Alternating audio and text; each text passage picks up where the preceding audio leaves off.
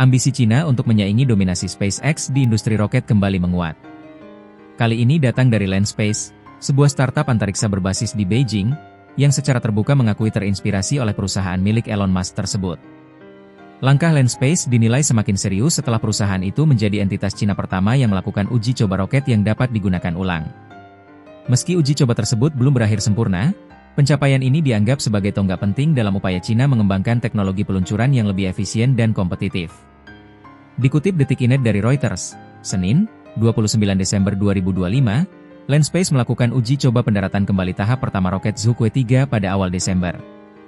Dalam misi tersebut, booster roket gagal menyalakan mesin pendaratan ketika berada sekitar 3 km dari permukaan tanah dan akhirnya jatuh. Meski gagal, uji coba tersebut tidak dianggap sebagai kemunduran besar. Sebaliknya, Landspace memandangnya sebagai bagian dari proses pembelajaran, meniru pendekatan SpaceX yang dikenal agresif bereksperimen dan terbuka terhadap kegagalan dalam pengembangan teknologi roket.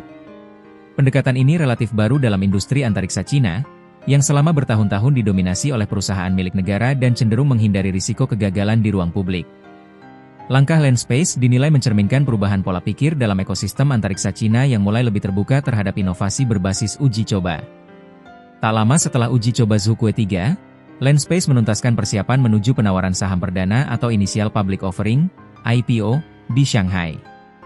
Perusahaan menargetkan pendanaan dari pasar modal untuk membiayai pengembangan roket generasi berikutnya, termasuk penyempurnaan teknologi roket pakai ulang.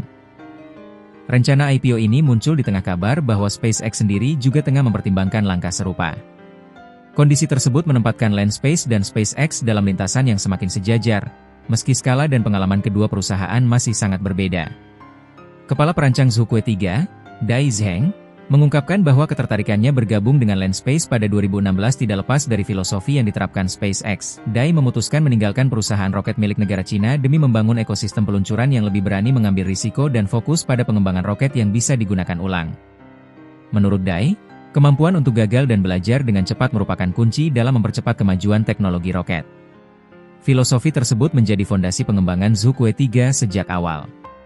Target Landspace cukup jelas, yakni menghadirkan alternatif roket murah yang mampu menyaingi Falcon 9 milik SpaceX. Ambisi ini sejalan dengan rencana besar pemerintah Cina untuk membangun konstelasi hingga 10.000 satelit dalam beberapa dekade ke depan.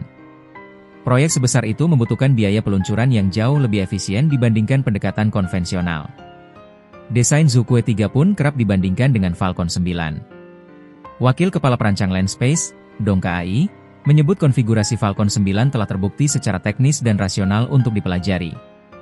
Menurutnya, belajar dari desain yang sukses tidak berarti meniru secara membabi buta, melainkan mengadaptasi prinsip-prinsip yang telah teruji.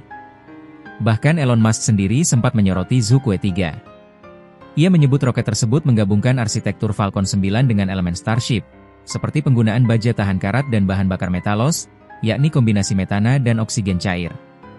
Namun demikian, Musk menegaskan bahwa Starship berada di liga yang berbeda.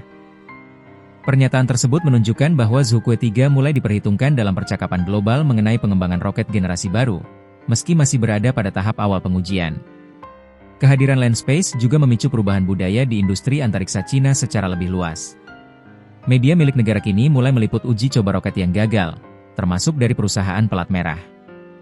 Hal ini menandai pergeseran dari pendekatan lama yang cenderung hanya menampilkan keberhasilan.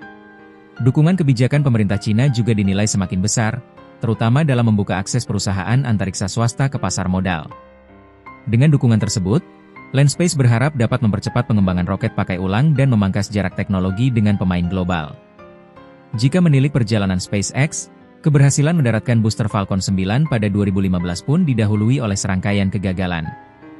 Dalam konteks tersebut, kegagalan uji coba Zhukue 3 dipandang sebagai bagian awal dari perjalanan panjang Landspace.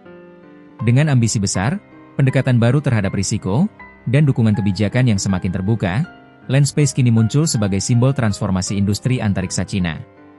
Apakah startup ini mampu benar-benar menantang dominasi SpaceX masih perlu waktu untuk dibuktikan. Namun, langkah awalnya menandai babak baru dalam persaingan global industri peluncuran roket.